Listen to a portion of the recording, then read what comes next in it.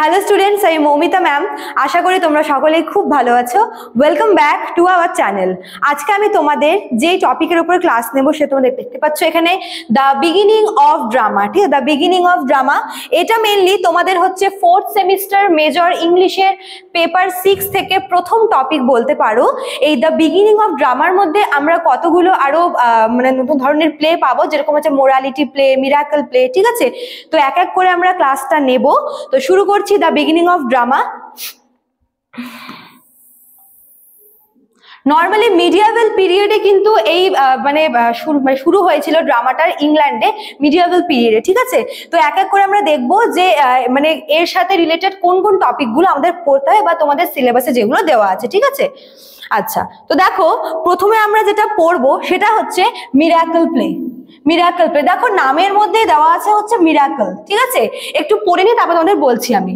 আচ্ছা, miracle plays were a popular form of medieval drama in England. যেটা বললাম শুরুতেই যে মিডিয়াভেল পিরিয়ডে, ইংল্যান্ডে মিডিয়াভেল পিরিয়ডে কিন্তু এই যে মিরাকল প্লেটা খুব পপুলারিটি পেয়েছিল। ঠিক আছে, they focused on the lives of miracles of saints often drawing from hagiography. Hagiography কথাটার মানে হচ্ছে the study of saints life. মানে এখানে বলছে যে সেই সময় যে সেন্টরা ছিল তাদের জীবনযাপন বা তারা কিভাবে জীবনটাকে যাপন করতো।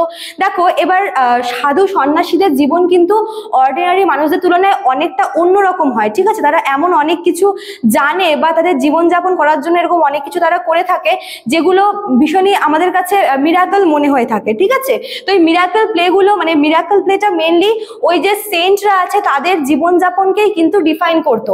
এছাড়া বলতে পারো যে এই যে মিরাকল প্লেটা এটা হচ্ছে খ্রিস্টিয়ান এলিমেন্টের ওপরে দেওয়া। মনে করো যে খ্রিস্টিয়ানিটিদের জন্য খুব বেশি এই জিনিসটা আর কি পপুলারিটি পেয়েছিল।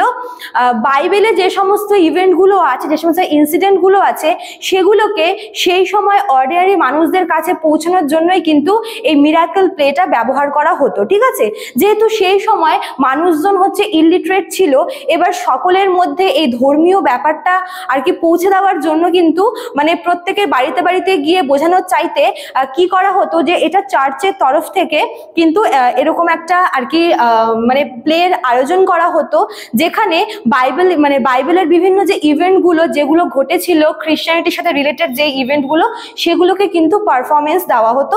এবং ওই সমস্ত মানে ঘটনাগুলোকে যখন নাটকের মাধ্যমে যখন দেখানো হতো অডিয়েন্সদের, তারা কিন্তু সেই ব্যাপারটাকে বুঝতো। মানে হয় না যে কোনো কিছু পড়ার থেকে বা কারোর মুখ থেকে শোনার থেকে যদি আমরা জিনিসটাকে চোখের সামনে জীবন্ত অবস্থায় দেখি ঘটনাগুলোকে, তাহলে আমরা কিন্তু জিনিসটা ভালো করে বুঝতে পারি বা মনে রাখতে পারি। তো তারা তাই করতো। চার্চের তরফ থেকে কি করা হতো যে একদম রাস্তার মধ্যে বলতে পারো, মানে এতে কি হতো যে অনেক মানে যত অডিয়েন্সরা আছে মনে করে রাস্তার মধ্যে ওরকম একটা নাটকের ব্যবস্থা করা হচ্ছে, যেখানে বাইবেলিক্যাল কিছু ঘটনাগুলো দেখানো হচ্ছে। ঠিক আছে, এবার মানুষ যেতে আসতে প্রত্যেকের ওটা চোখে পড়ছে এবং তারা ওদের মধ্যে একটা কিউরিয়াসিটি কাজ করে যে কি হচ্ছে বা বিষয়বস্তুটা কি।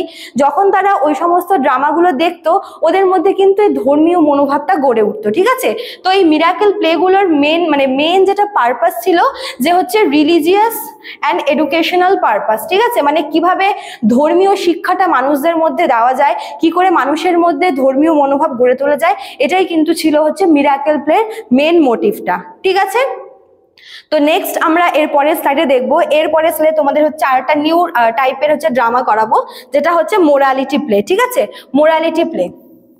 আচ্ছা, দেখো মোরালিটি প্লের মেন যে মোটিভটা ছিল যে মানুষের মধ্যে যে মোরাল লেসন বা নৈতিক শিক্ষা যেটাকে বলা হয় সেগুলোকে দেওয়া। ঠিক আছে, এবার মনে করো যে এখানে মোরাল লেসন বলতে কি বোঝাচ্ছে, এখানে কি করা হতো যে এটাও চার্চের তরফ থেকে কিন্তু একটা মানে অ্যারেঞ্জমেন্টের ব্যবস্থা ছিল।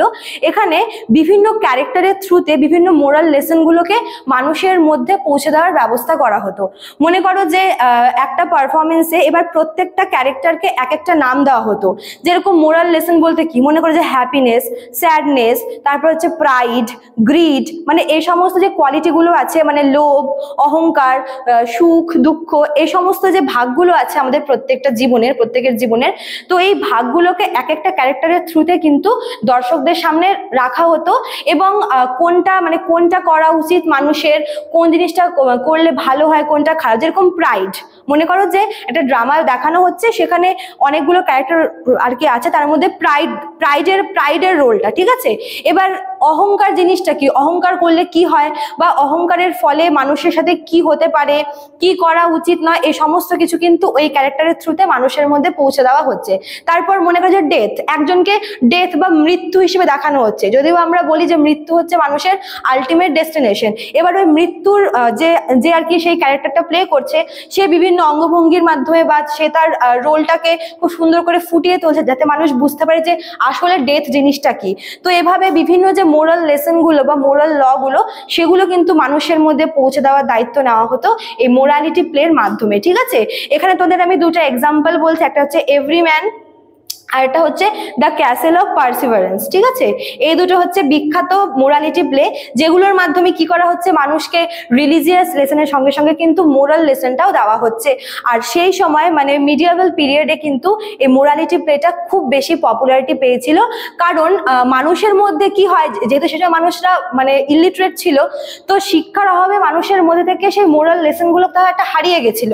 তো সেই সময় মানুষদেরকে একসাথে শিক্ষিত করা এবং তাদের মধ্যে মোরাল লেসনটাকে দিয়ে দেওয়ার দায়িত্ব কিন্তু নেওয়া হয়েছিল এই মোরালিটি প্লের মাধ্যমে, ঠিক আছে। আচ্ছা, নেক্সট আমরা দেখবো হচ্ছে ইন্টারলিউড, ঠিক আছে। ইন্টারলিউড হচ্ছে খুব ছোট একটা ড্রামার টাইপ বলতে পারো। ইন্টারলিউড হচ্ছে, দেখো কথাটার মধ্যে রয়েছে ইন্টারলিউড। নর্মালি একটা বড় ড্রামার মধ্যে এটা ইন্টারভেল হিসেবে কাজ করতো। মনে করো যে একটা ড্রামা চলছে, সেখানে দুটা ঘটনার মধ্যে এই ইন্টারলিউডটাকে রাখা হতো। এটা নর্মালি হচ্ছে খুব ব্রিফ করে আর কি দেখানো হতো, যেগুলো ডেইলি লাইফে যেগুলো আমাদের সাথে হয়, ঠিক আছে। এবং কোথাও গিয়ে মানে এগুলো কিন্তু কোনো শিক্ষা দেওয়ার জন্য, মানে এই টাইপের যে আর কি ড্রামাটা ইন্টারলিউডটা, এটা কিন্তু শিক্ষা দেওয়ার জন্য না, এটা মেইনলি মানুষকে এন্টারটেইন করার জন্য ব্যবহার করা হতো। যেরকম আমরা প্রথমটায় কি পড়লাম, মিরাকেলে, ওখানে হচ্ছে মানুষের মধ্যে রিলিজিয়াস লেসন দেওয়ার জন্য ওই ধরনের প্লে ব্যবহার করা হতো। তার আগেরটাই কি পড়লাম, মোরালিটিতে, যে সেখানে মোরাল লেসন দেওয়ার জন্য ব্যবহার করা হতো ওই ধরনের প্লেগুলো। বাট ইন্টারলিউডটা কি, মানুষকে একটু রিলিফ দেওয়ার জন্য, মানুষকে তার ব্যস্ত জীবন থেকে একটু স্বস্তি দেওয়ার জন্য, মানুষকে মনোরঞ্জন করার জন্য কিন্তু এই ইন্টারলিউড প্লেটা ব্যবহার করা হতো, ঠিক আছে। নর্মালি মিরাকেল প্লে বা মোরালিটি প্লের মাঝখানে, মানে এই মাঝখানে কিন্তু পারফর্ম করা হতো, এবং এটা এক ধরনের হচ্ছে হিউমারাস প্লে, ঠিক আছে। এবারে ইন্টারলিউড যে প্লেটার কথা বললাম, এটা কিন্তু মিডিয়াভেল পিরিয়ডের বাইরে গিয়ে টিউডার বলে একটা পিরিয়ড, সেই টিউডার পিরিয়ডে কিন্তু এই ইন্টারলিউডটা পপুলারিটি পেয়েছিল। মেইনলি একজনের নাম বলবো, যার নাম হচ্ছে জন হেউড। তাকে হচ্ছে মানে ইন্টারলিউডের বিখ্যাত প্লেরাইট বলা হয়, যে তার সময় কিন্তু এই ইন্টারলিউডটা পপুলারিটি পেয়েছিল, যেখানে মানুষদেরকে ধর্মীয় শিক্ষা বা আদার্স এডুকেশনাল ব্যাপার স্যাপার থেকে দূরে নিয়ে গিয়ে একটু মনোরঞ্জনের জন্য, যেগুলো ডেইলি লাইফে মানুষের হয়ে থাকে সাংসারিক জীবনে বা পার্সোনাল লাইফে, সেই সমস্ত মানে বিষয়গুলি নিয়ে কিন্তু মানে হাসির মাধ্যমে, বা এক কথায় বলতে হয় যে যেগুলো দেখে আমরা হচ্ছে এন্টারটেইন হব, এরকম কিছু নাটক বা এরকম কোনো ঘটনাকে কেন্দ্র করে কিন্তু এই ইন্টারলিউড গুলো আর কি রাখা হতো, ঠিক আছে। তো এইভাবেই তোমাদের হচ্ছে ড্রামাগুলো শুরু হয়েছিল। ড্রামার শুরুতে আমরা মিরাকেল প্লে দেখলাম, তারপর মোরালিটি প্লে, তারপর হচ্ছে ইন্টারলিউড। তো এই 3 রকমের ড্রামা তোমাদের সিলেবাসে কিন্তু প্রোভাইড করা আছে। তো এটা ছিল তোমাদের ওভারঅল ক্লাসটা, ঠিক আছে। ক্লাসটা আমি শেষ করার আগে বলে রাখবো, যারা আমাদের কাছে অনলাইনে পড়তে চাইছো এই সেমিস্টারে, তারা কিন্তু আমাদের অফিসিয়াল নাম্বারে যোগাযোগ করে নিতে পারো। দেখো আমাদের অফিসিয়াল নাম্বার দুটো আছে, এখানে দেওয়া আছে। একটা হচ্ছে 6295916282, আর একটা হচ্ছে 7076398606। এই দুটো হচ্ছে আমাদের হেল্পলাইন নাম্বার। তোমরা যারা আমাদের কাছে পড়তে চাও, তারা কিন্তু এই নাম্বারে যোগাযোগ করে আমাদের সঙ্গে জয়েন করতে পারো। তোমাদের ক্লাস শুরু হয়ে গেছে অলরেডি, এবং নোটসও কিন্তু প্রোভাইড করা চলছে, সেই সঙ্গে তোমরা কিন্তু সাজেশনও পেয়ে যাবে, ঠিক আছে। আর একটা কথা না বললেই নয়, যে চ্যানেলটিতে নতুন হলে অবশ্যই সাবস্ক্রাইব করে দিয়ে পাশে থাকা বেল আইকন ক্লিক করে অল করে দিও। চলো আজকে এতটুকুই থাকলো, দেখা হচ্ছে নেক্সট ক্লাসে। Thank you.